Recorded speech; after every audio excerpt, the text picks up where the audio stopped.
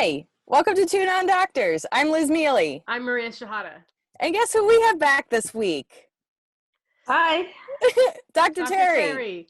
Thank you for coming. You're welcome. This is your first video episode. Are you excited? Yeah, I'm a little nervous. Why are you nervous?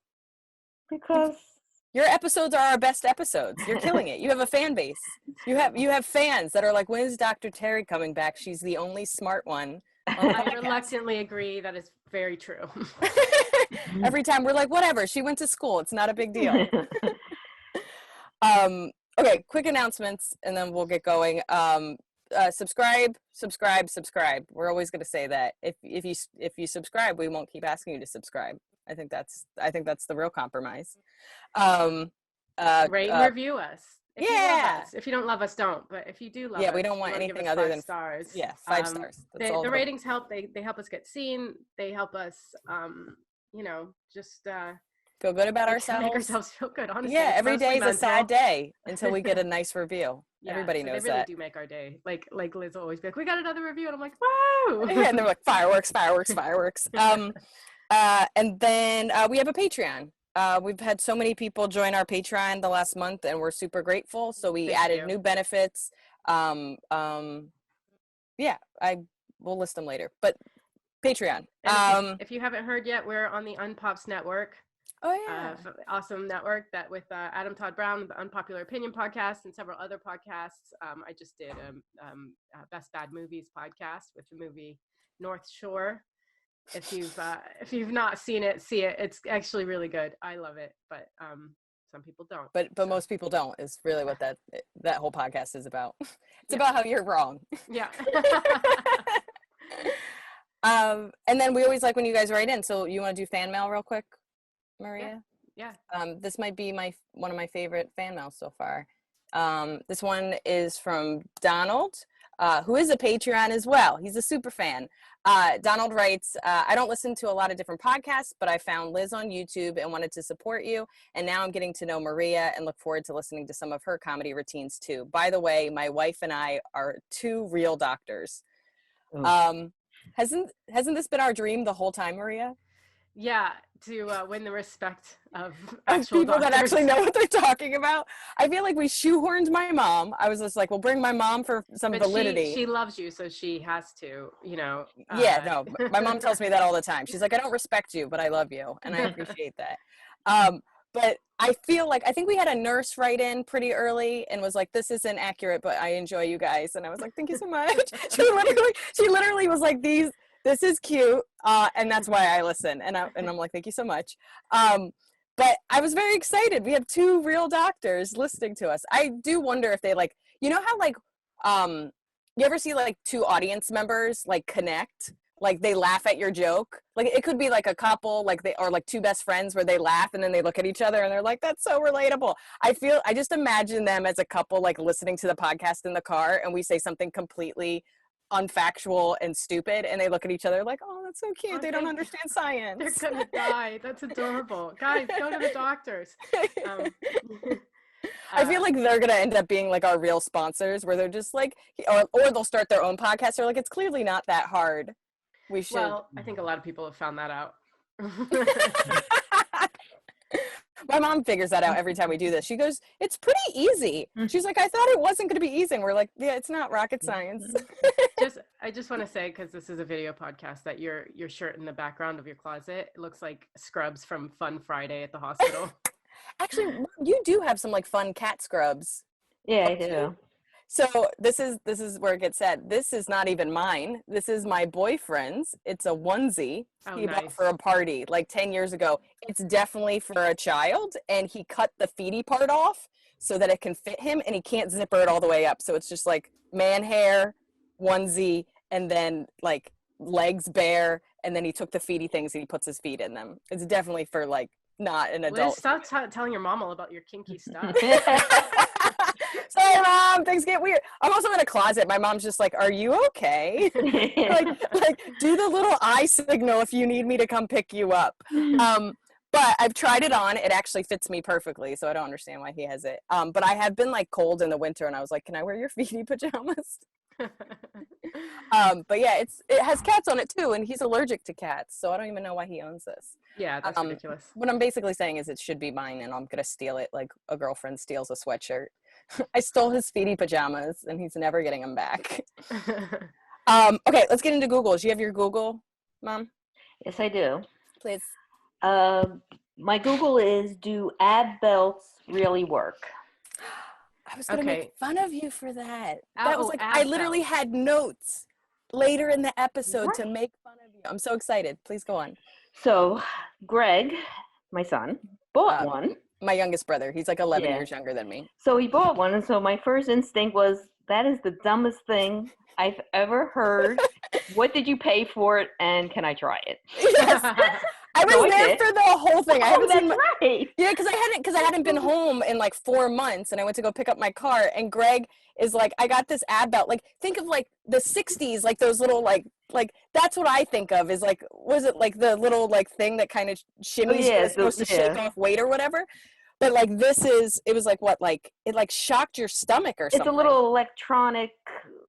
Yeah, it shocks it, and I just want to say they had one of those on Mad Men because they were supposed to do an advertisement for it, so they gave it to the female ad girl, and she took it home to use it, and then she's like, "Oh," because it had a different effect. well, it stimulates your muscles to contract, so it actually does that, and it supposedly tones, whatever that means. But that's besides the point now. Yeah. But what it said, it's not a weight loss tool. So and that's all. Yeah. You know, abs are made in the kitchen. So. Abs are made in the kitchen. Is that Does that that's mean your diet is like the most important? But I did, yeah, diet's always the most important because everyone has abs. They're just covered. I literally said that to Emmy on the phone the other day because Emmy's always so funny. My sister Em, she'll like she'll like work out and she's like, I made abs today. Just so we're clear, like I know I'm gonna wake up and there's gonna be a 6-pack because that's how much they hurt right now. And I'm like, I don't want to break it to you. 100% now, not how it works. I'm sure you have them. We all have them, but they're under like they're under some stuff. And some people, theirs are out there in the open. Most people, we for hibernating reasons, keep them under. So, but you tried it. My mom, like, it would hurt. Didn't you say it hurt? Yeah, because it goes from 0 to 100. I got up to about 50, again, whatever that means. And it was actually stimulating. Mom, this is a family-friendly podcast. Please watch what you say. I know, I'm going to have to put a beep. It was actually kind of... It's the most action I've had. And, no. Well, she had to hear about your kinky onesie stuff, so. Touche. So anyway, it does work. It stimulates your muscles. I mean, I don't know what people are looking for. Yeah, I guess my question is, like, hypothetically, do you think if you're like a skinnier person and or like a semi-fit person and it like accentuates it, like or makes it more reveal? I don't.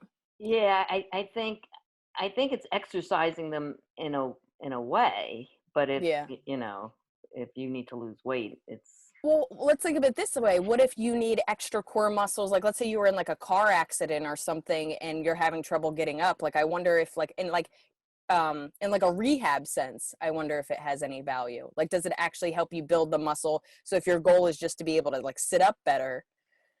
Yeah, I think in rehab they actually use this. Oh, okay.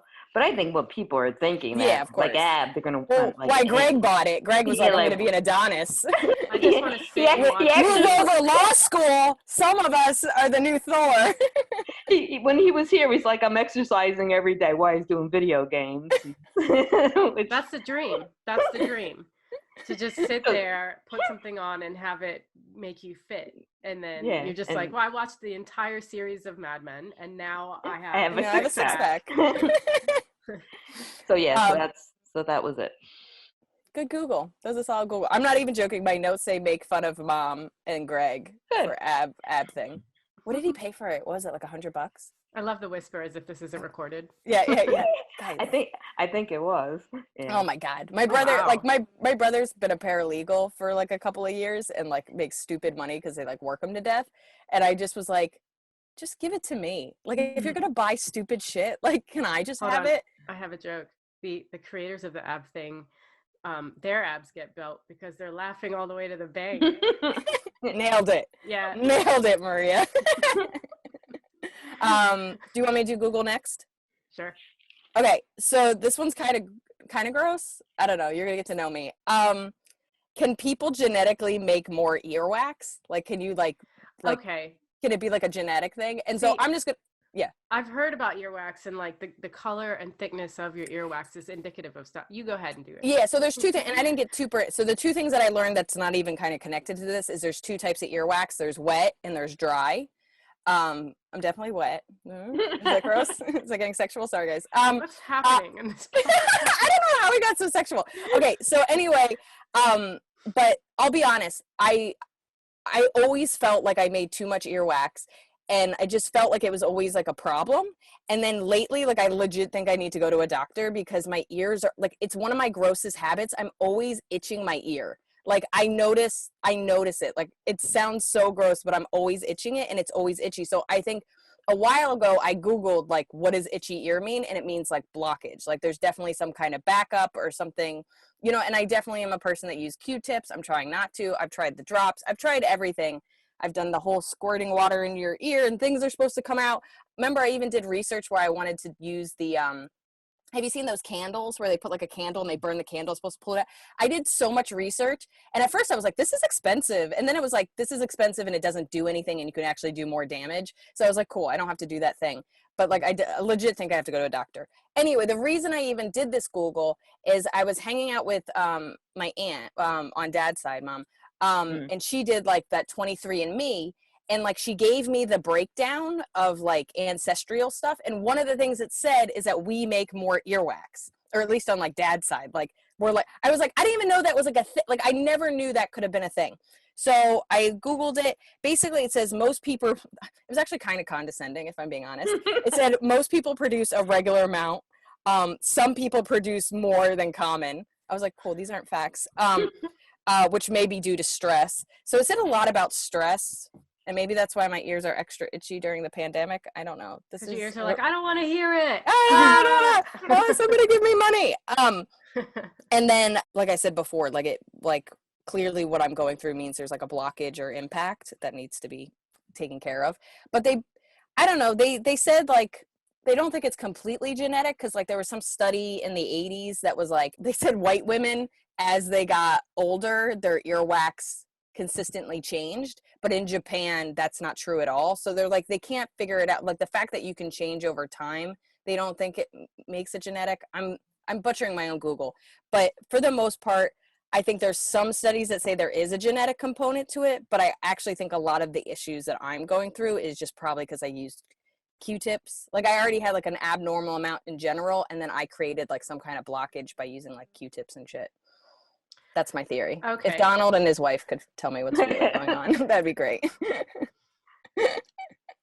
They gave us money to go to the doctor. Yeah, that's pretty much true. Not to also give advice. Don't you feel like that's what our Patreon is? They're just like, here's your health insurance because you guys are a mess. Figure it out. All right, who's doing these studies? It just feels like a weird thing to focus on. Even that 23andMe has that as a category thing you would find out about yourself. Like, yeah, so I mean, don't care about the diabetes. I don't care about the heart attacks, risk of stroke. Just tell me what my earwax consists of. But I'm not joking. Like, as somebody that, like, you know, I don't know much about my mom's side of the family, so there was a little part of me that, even mom doesn't know. She's like irritable, crazy pants. That's what we got. Hangry. But no, it was kind of crazy. I'm looking through this document, and that's the thing that I like my eyes. I was like, oh, I knew I had a weird genetic earwax situation. I don't know. I have to go to the doctor is really what I learned from this Google. I'll keep you guys in the loop. There's also that needle thing that they put in your ear and then it like vibrates. Oh, that sounds horrible. Yeah. Well, when I was looking up like what would a doctor do to help with earwax removal, it was like they used the word spoon. And I was like, we're done. We're done. I don't want to hear about a spoon. But like, yeah, there's some. I'm going to be like, I hope I don't ever turn into that person that's like that influencer where I'm like, I'm at the doctor. We're getting it. They're in my ear. I do hope you turn into that. I would watch. I'd tune in. Let's watch that earwax. But you know how it starts out facetious, like we're making fun of those people. And the next thing you know, you're just like, I'm at coffee, getting coffee. Okay, what's your Google? Why do I keep dreaming of George Clooney? I like how I'm like legit, like I'm uncomfortable, and you two are both like the most. You're like you're trying to get out of working out. You're trying to get into George Clooney's pants. Yeah, but your mom's having the results that I should be having. The app simulator. Yeah, you're like when I get these abs, George is gonna call me. I know. The thing is I don't have a crush on George Clooney. I've never like had, you know what I mean? Like there are celebrity crushes. He's not your George celebrity. He's never been one of them. So why does he keep popping up in my dreams? So I tried to Google why do I keep dreaming out George Clooney. Nothing came up. George Clooney stuff. It's like not a universal incident. Like all these women are like they have a some kind of board online. Like a Reddit subgroup. Yeah. I wish what has he done to our brains? Yeah, so I Googled like why am I dreaming of celebrities? And it says it could signify your high aspirations that may be beyond your reach at the present moment. You so think? But my comedy career is beyond my reach at the present moment. Which might mean that you have bigger dreams than you let yourself acknowledge when you're awake. so if celebs randomly start popping up in your REM cycle, that's a good reason to pay attention. So like I guess it's just my Did People magazine write that? Bustle. Yeah. Celebrities and dreams are usually symbols for some aspect of your personality or something about you based on your opinions, feelings, thoughts, or memories of that celebrity. Good actor. I guess I feel like I'm a good actor. Yeah, you're a good actor. You have great eyebrows. I mean, there's so much to really pull from that. Thank you for the eyebrow comment. A celebrity may reflect an idea or situation that you feel is more important than anything else in your life. You know, so I mean, both ideas are like that. It's like bigger, like I want something bigger. Yeah. I mean, that makes sense.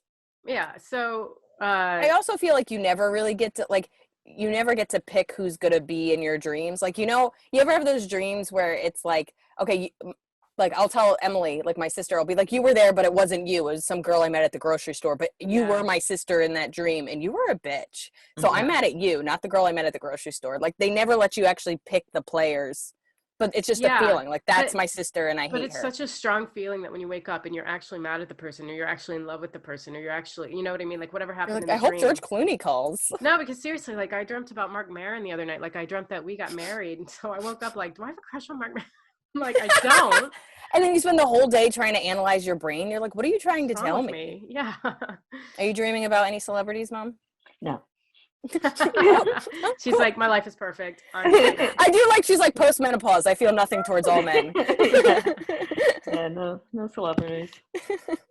So who are we trying to get these apps for then, Mom? I don't get it. Okay, let's get personal. All right, I'm curious because I feel like everybody's talking about it right now. Do you guys believe in conspiracy theories? Like, is there any that you particularly are like, I don't believe in most of them, but this one seems like it has validity? Or do you think they're all just kind of kooky trash? Like almost like celebrity gossip, but for like just being bored and you just need something to kind of like think about? When somebody says they like believe in a conspiracy theory or in conspiracy theories, all I hear is I get high a lot. Yeah. That seems to be where they stem from. I actually meant to Google like why do people believe in conspiracy theories, but like I'm not. In fact, whenever I hear one, I'm going, what? Like it just feels like so quickly you're like, I'm not very smart and I can punch 4 holes in your theory. No, were you saying? Terry, do you? Yeah, do you believe in them? No, I also don't believe in them. I don't think. Do you ever get curious? Like someone tells you one, you start doing research to see like where it was spawned from? No, because I don't feel that they're true. I don't think people are, spreading the virus or whatever, that it was a plan. It was 5G. Yeah, or 5G. In fact, every time I hear these things, I think, can people really be that stupid? They can, though. Welcome. It's the dumbest thing I've ever heard. Yeah. In fact, I don't even know where they get it from. Well, the internet is the news source. Obviously, they Googled it. Yeah. So I'm pretty sure we're part of the problem, if I'm being honest. But yeah, I don't know. It's funny. Like most of the time, I would say most of the time I read them and I think this started with somebody that's just not right in the head, but they're still able to type. Like it's because it used to be conspiracy theories were like word of mouth, but now it's like anybody can like type up a little article, put it on Reddit. Like you don't need you don't need a following to start them. You don't need, like, it really is like, it could be a tweet and somebody sees it and it gets taken to a new level. So I just, not knowing the source of even these ideas takes so much validity out of them, because like it's not well researched. It's just like, it's people's like brainchilds that they just kind of, even my jokes, I love that you're like almost about to make fun of me, Maria, but like even my jokes seem to have more research than some of these conspiracy I was theories. just going to say that, like, we would be prime candidates for conspiracy theories, because like we barely do any research and we just take it like, yeah, that's what it is. Yeah, that's what it is. And I mean, true. But like, I don't know, like I find it so funny. So I'm a little bit more political, like on my Instagram and stuff like that. And so what happens, like I'll post something and then I'll have fans be like, yeah, you think this is true? And they'll send me an article. And I'm like, it doesn't take a rocket scientist, even just like reading the headline, to be like, this is trash. But what I usually do is I go to where the source was. So if the article is on this account, then I go to the full account and I start looking through the account. And even if this looks like it has some validity, you start to look through the rest of the account and they're talking about how, like, abortion clinics are eating dead babies, and like how, like, Democrats are getting ready to like start to spread a second virus, like just like batshit crazy stuff. And you're like, dude, even if this has a little bit of validity, the rest of this account is spreading garbage for whatever it, like they have a purpose for spreading that garbage. Like there's something that they can gain from it. So it's like, I also think a lot of conspiracy theories kind of stem from this, like, nobody wants to, like, don't you, like a simple one, Elvis is still alive, or Tupac is still alive. He Like, is. I think, okay, great. We start fighting. I think that comes from people, like, they really were like national treasures and very talented at what they do, and people, it's easier to believe that Kurt Cobain is still alive and just living a different life and needed to get away from being a celebrity, as opposed to the tragic loss of these musicians that people loved. So I think it's the same thing, that like, to look at, the murders at, Sadie Hook, how they said like it was all like actors, like you're just kind of like, instead of like facing reality that like kids were murdered and people aren't doing anything about gun control, it's easier to be like, this is fake. And like, do you know what I mean? Like, some of it feels like this mental gymnastics that people do to They're just in denial. because it's tragic. It's like super horrible. But I think what's even more tragic is using this theory to dismiss the fact that like people have lost people. Yeah, I mean, there's also like the being able to like feeling like you can peel away the, like, there's more to life than meets the eye, and like you can, if you just peeled away the layers to some things, you'll discover something sinister or cool or different, or whatever it is, but it's just not what's being presented to you. There must be a deep mistrust of humanity to believe in conspiracy theories. Yeah. Well, also this like secret, like, how everybody has like some weird door in their house, Mom? Don't you feel like, I felt like there was like weird cabinets in our old house when we were growing up, the one that like got torn down, where like I used to always like, I was like, this cabinet's locked, and then I would open it up and it would just be space. But in my mind I was like, someone used to live here, but they knew that I was sneaking around. Like, I feel like everybody hopes there's like a door to like Narnia. Or I totally do. Lion Witch in the Wardrobe had a huge impact on me. But yeah, I think it had an impact on a lot of people. I actually always dream about this too. I always dream about like secret rooms, like a house being actually bigger than what it is. And like there are like, if you go like downstairs and there's this whole other wing, and and like it's really big. And I think this is about you. I want something just bigger want to be than rich. myself. Yeah, I think you That's just want all it is. I want rich friends. I want Yeah. celebrity friends. And Does anybody have a secret apartment that Maria can live in? It can be a tiny door. We're both very tiny. Yeah, I don't know. I feel bad because it's such an easy way to like, oh, I don't think we can be friends. Like, it's like you meet somebody and they're immediately telling you about conspiracy theories. You're like, ooh, you seemed cool up until about a minute ago. Any crazy animal conspiracy theories that you've heard of, Dr. Terry? No, not really. Like cats. You're gonna pretend like all your clients are normal. They're not. Yeah. What's that? Yeah. But no, there's nobody that's like shown you an article and been like, sorry, I don't know what popped up. Oh, nobody's it popped up for me too. Yeah, that was weird.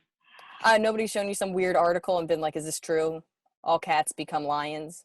What if it popped up and said conspiracy theories are real? It's like, oh. Yeah, that was a weird pop-up that I was like, oh my God, we're getting canceled. Yeah. I mean, the only one I could think of is, that the animals are spreading, coronavirus. Yeah. when we all know it's people and they just don't Yeah, want to take yeah, responsibility. responsibility. Can So you it's imagine if not your cat.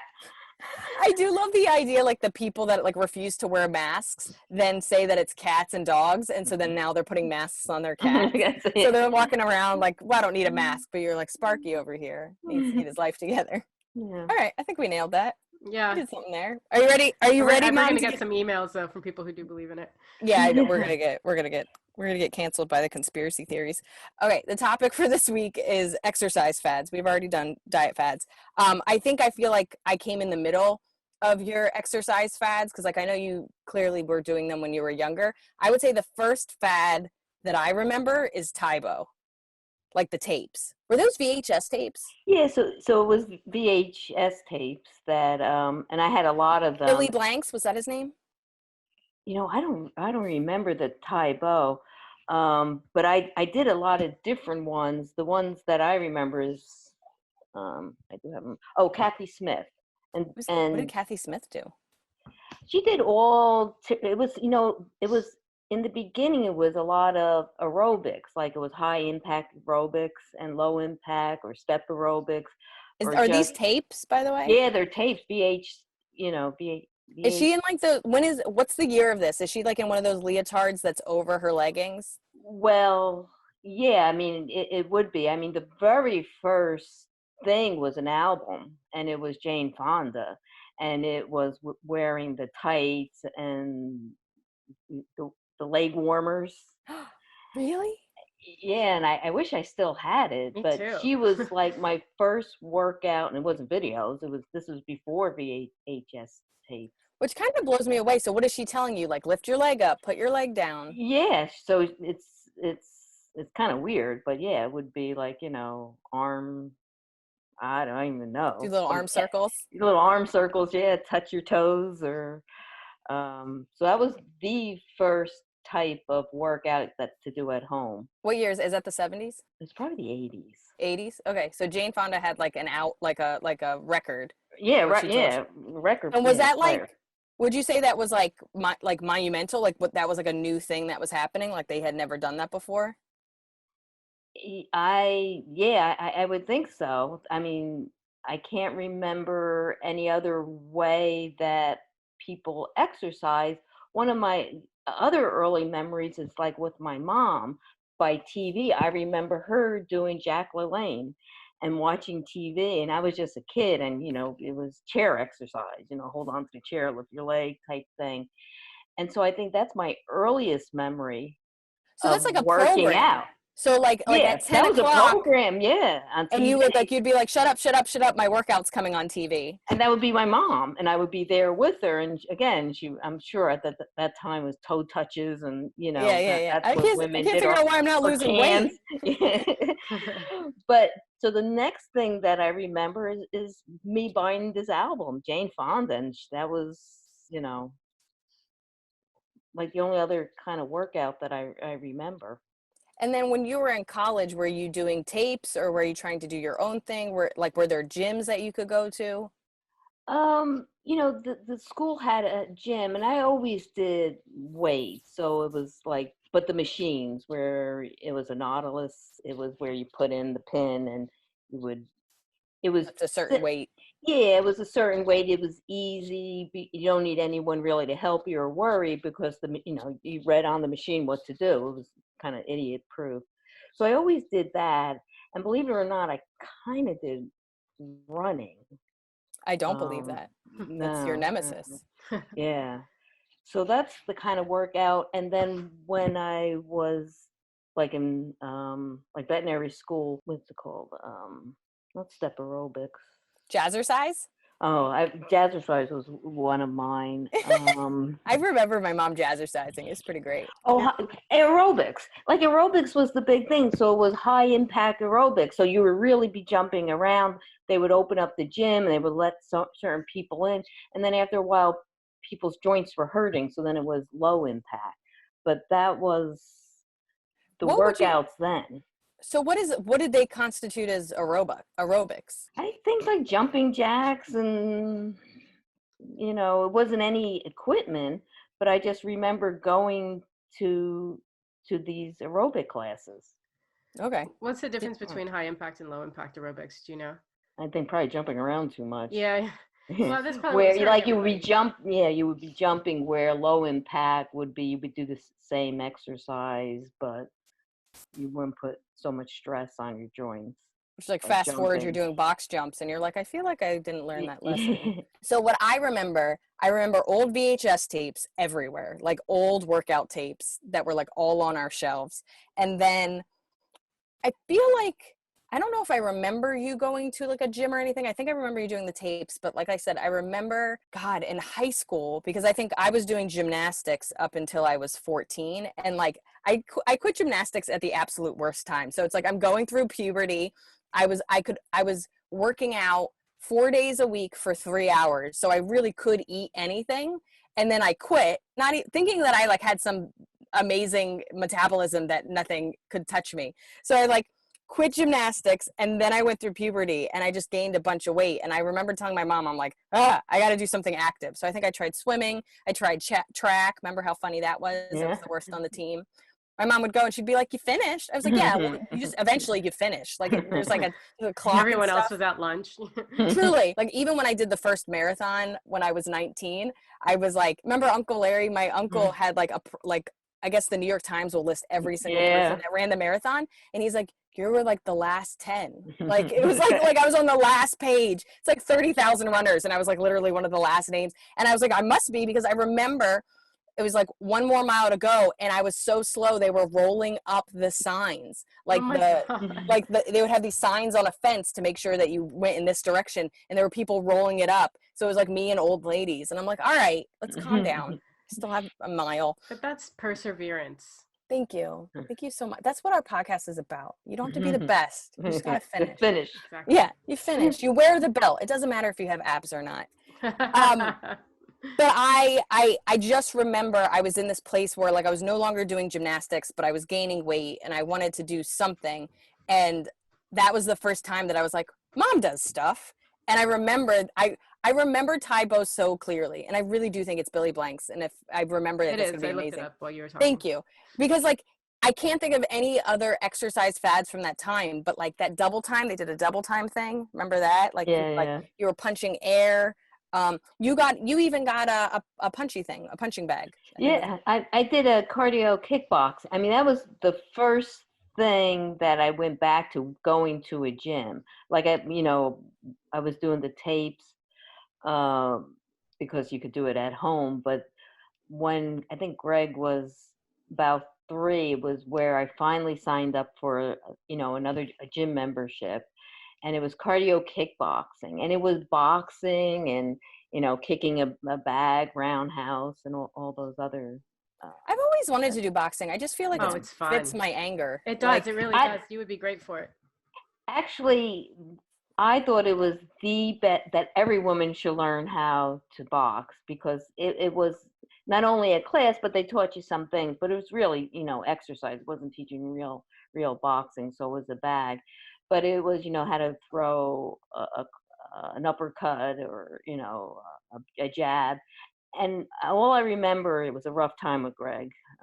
Greg is still a rough time. It's still, and I thought every woman should learn how to do this to beat something. In fact, I feel like we were, this was the big secret. This was why guys, they can do something to get rid of their anger, and it was like the best, like, depression. Do you think it was like? Do you think it was like a thing that like the next wave of feminism? You're just like, really, I think we could help this anger if they were also able to beat the shit out of something. Yeah, if someone had taught us how to box a lot earlier. Yeah, maybe. I love picturing your punching bag somewhere, but next to it is a stack of 5 papers, each with like one of your kids' faces printed on them. Yeah. Just depending on who you're mad at, you can. Yeah. You're like, oh, Greg, you don't want to sleep through the night? Yeah. So how long did you do boxing for? I think that was about like 3 years, and the Taibo was the same thing. It was like the tapes you could do at home, but you were doing it. You're at home, so you're doing it in the air. But going to that class was it kind of motivated me to do like real martial arts. So that was my next thing. Then I went and started doing martial arts. What Where kind I of did, martial arts? my first one was kung fu. Then I did taekwondo. I did them like a lot of them, karate. Yeah.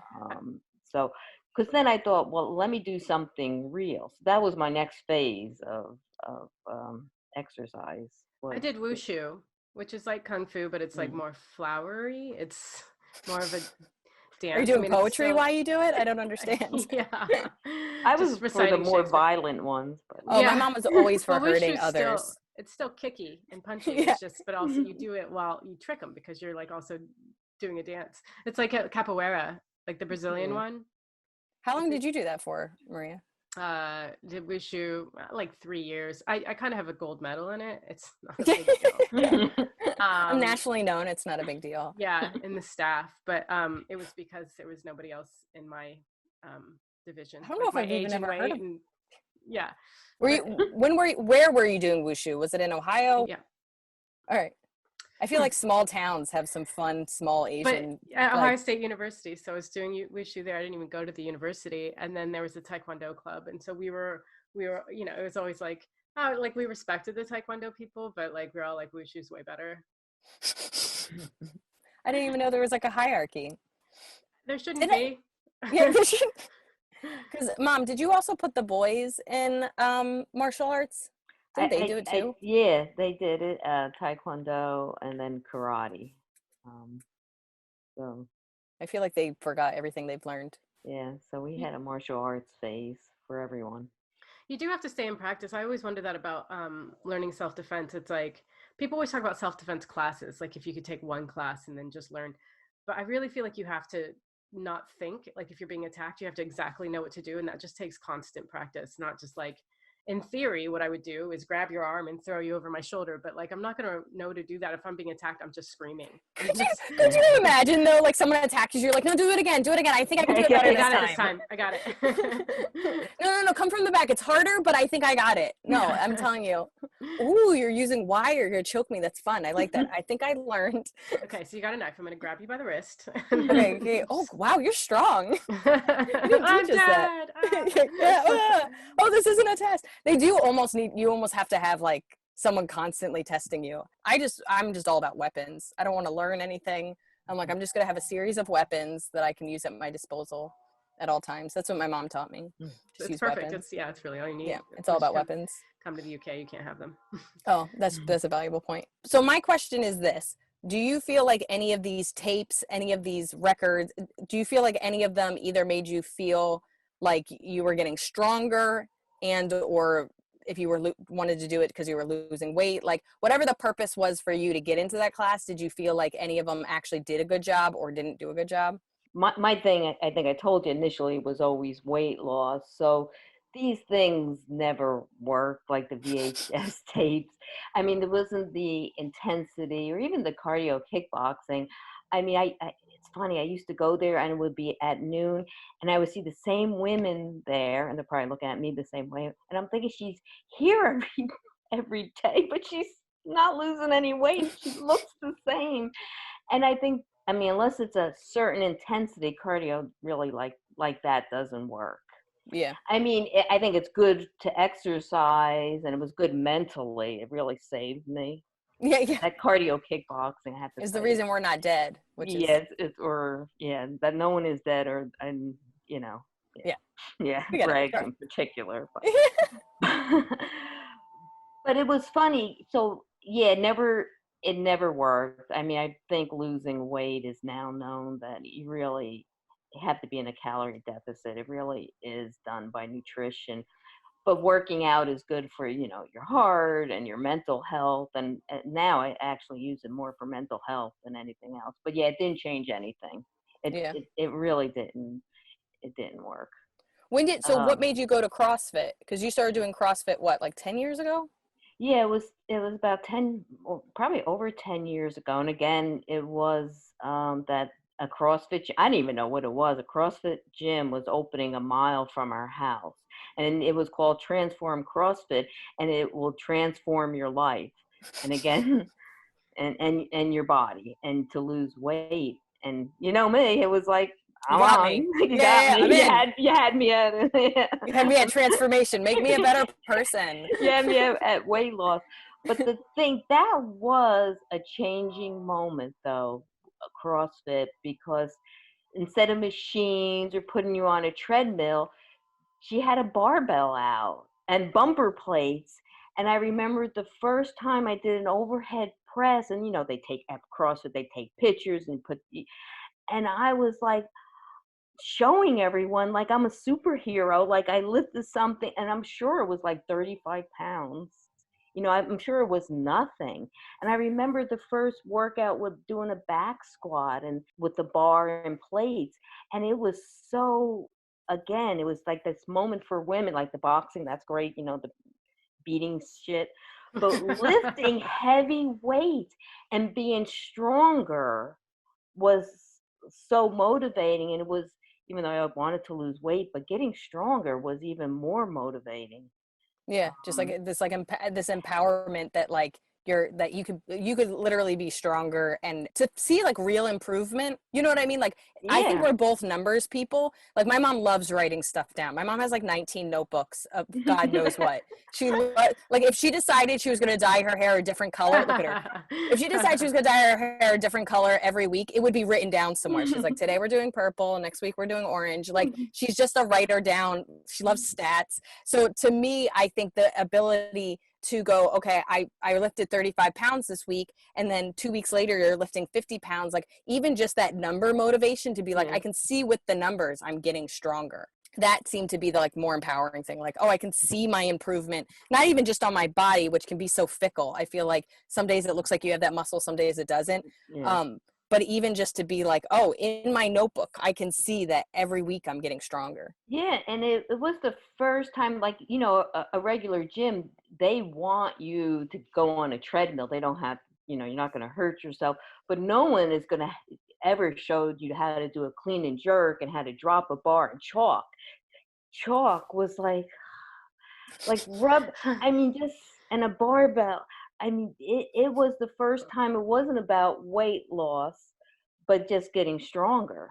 And you're right. It was, the scale, you eat, a slice of Lies. pizza. Yeah, lies. Yeah. And the next day you're 2 pounds heavier, but no one can, I mean, if you can deadlift 300 pounds, Who cares about those 2 pounds on your body? Fuck those 2 pounds. Yeah. So I think, there's good and bad in CrossFit. And, I think it changed from when I started. But when I started, it was the first time, like for women especially, as someone handed you a barbell. Yeah, They would never do that at a regular gym. It's dangerous. It would mess things up. You're actually working out. well, it's also, I think there's been a huge shift in this belief of what women's bodies should look like and what women's exercise is supposed to fulfill. So if you think about it this way, like early quarantine, me and my boyfriend were watching, crap, it's going to bother me that I can't think of that show. Keith Sutherland, he was like rescuing his wife and family. 24. Thank you. God damn. Wow. If you weren't there, this was going to be rough. I had never seen it before. But we were watching it, and what I noticed is all the women are like wafy thin. Like, I mean, like Ally McBeal, like might have an eating disorder, thin. And every single woman in the show is that way. And I don't feel like TV is like that anymore. Like, I actually do feel like there's a little bit more diversity in body types. What I've also noticed with the empowerment of women lifting weights, and not like these pink 2 pound weights, like real weights, is that women are allowed to be strong, and women are allowed to have curves, and women, you know what I mean? Like it's both the, like the empowerment that, like, with plus size models and all that kind of stuff, but also just this idea that you could also be just like a strong body type, which was also, I think, in a lot of ways looked down upon. And so with that, it empowered women to literally just feel strong, which that was never the goal of any woman exercising. It feels like the goal was always to be as slim as possible and to be as dainty as possible. And now I think in the last, seems 5 to 10 years, it's whatever your preference is, by all means do what you're going to do, but there's now this like new group of women that are like, I want to feel good about myself. I want to be able to lift the same amount of weights. And what I've noticed more and more with doing CrossFit is that it's usually more women than men half the time in these classes, which I think is kind of cool. And the fact that you go from a society that didn't really want women in the gym, it feels like, and now it feels like women are starting their own gyms, women are starting like their own type, like their subgroups of like what's healthy for women's bodies in a lot of ways, but like just letting women know that like we'll teach you the different movements so that you can get better at it. And I feel like women for the longest time didn't have that base. It was just about, I don't know, pink weights. And aerobics. And aerobics. And aerobics. Do you think they tried to gear women more towards anything that was cardio, like running or like biking or anything that was kind of more movement as opposed to strength? Because that's not how they wanted to see women. I think so, because cardio causes you to lose weight. In fact, you know, if you want to gain muscle, the thing you don't do is a lot of cardio. So I think a lot of this was to lose weight and to get smaller. Yeah. And not necessarily stronger. Like if you're a marathon runner, you're not, you know, deadlifting 300 pounds. You wouldn't want to have that kind of muscle. Yeah, because it slows you down. Yeah, so what I've learned, you know, all these times, you really have to figure out what is your goal. Yeah. I mean, is your goal to like an endurance sport? Well, that's very, very different if you're trying to be strong, you know, strong. And I think women, since it was always weight loss at kind of all costs, are drawn to treadmills and steppers and all those other torture machines. torture machines. I always thought the stair stepper was so weird. Of it, like just go walk up some stairs.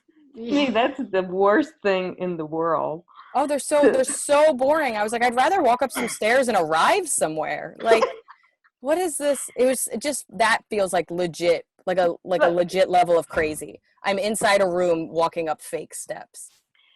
But, you know, I did all that, like an hour on the elliptical, but that's what you just can't do that forever. After a while, like, why? I mean, is that how you want, like, you want to spend an hour?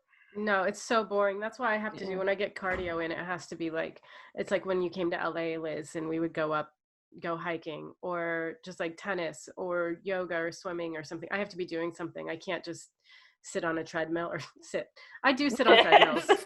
No wonder why they don't work. I don't know why it's not working. I sat and read on a treadmill for 10 minutes and nothing's happening. I just can't do it. The Stairmaster sounds like a nightmare. Anytime anyone tried to, I worked with a personal trainer once. She wanted me to do Stairmaster for 10 minutes. And I was like, I'm not doing this. Like find something else. And so she fix it. Yeah. I'm not doing this. I can't do it. It's just so boring. I mean, if you listen to music, it's a little bit more tolerable because you can kind of like dance your way through it. But like they say that if you are watching TV or reading something or listening to music while you're doing cardio, you're not really reaping the full benefits of cardio. Yeah, well, I was gonna say a lot of it has to do with your breath. You know what I mean? So like if like, you know how like even with like lifting weights, you're supposed to like breathe in at a certain point and exhale at a certain point, and it helps with like kind of steadying yourself and power. Like the same could be said about running and other exercises, is like when you're not really paying attention to your breath and all that stuff. I don't know the true science of it. You're not actually getting the full benefits. Like your lungs aren't taking in the full capacity of air. They're not pushing out the full capacity. Like there is, and don't get me wrong, I always listen to music when I run, but like there is something about not being fully present. I've done a couple of marathons and half marathons without music, but for the most part, even most of my exercise is done because it is always a little form of torture. I get running highs and stuff like that, but it does always feel like. I think I'll go longer with music, even if it's not as deep as it could be. I'll definitely go longer because if I didn't have it, I'd be left alone with my thoughts. And I don't want that at all. No. I'm not exaggerating. Then there's at least 5 times, especially before when your MP3 player wasn't a part of your phone, that like my MP3 player died. And I was like, oh, workout's over. I just finished my workout. I was like, I was going to do an hour, but it died after 20 minutes. And I guess you we're always done. went with low battery, though. Yeah. I was just like, I'm starting to think that I'm part of the problem. Yeah. Where do you feel like you had like the most injuries? Like, where do you feel like you needed more expertise or like, because that's the other thing that I struggle with some of these exercise fads is that like it's a tape, but you're either doing poor form, you're over, you know, you can, set yourself for more injury. Like CrossFit is something that like I don't know if I'll ever not do in a class with a coach. Like, I don't know if I would go and do some of this. Like, I have a barbell in my apartment now, and I'll do some stuff, but anything that's more than like a back squat, I feel confident about, but like anything that's like a snatch or like a bunch of movements, I wouldn't want to do without a coach. Like, I just don't feel confident. I mean, I think with powerlifting, I do use a coach, and it's not it because it's technique, and you know, you don't have the confidence to go really heavy, and you don't want to get injured. So yeah, same thing with like CrossFit. I like doing that with in a class, and you know, I never really had injuries. Oh, are you a Um, superior human? Is that what we're getting at? I guess so. Probably. Um, maybe because I'm a real doctor and I Oh yeah, know yeah. You're how like, to yeah, I know how to and rest. not and I I know how know to see how to things. recover Yeah, yeah, and not get injured.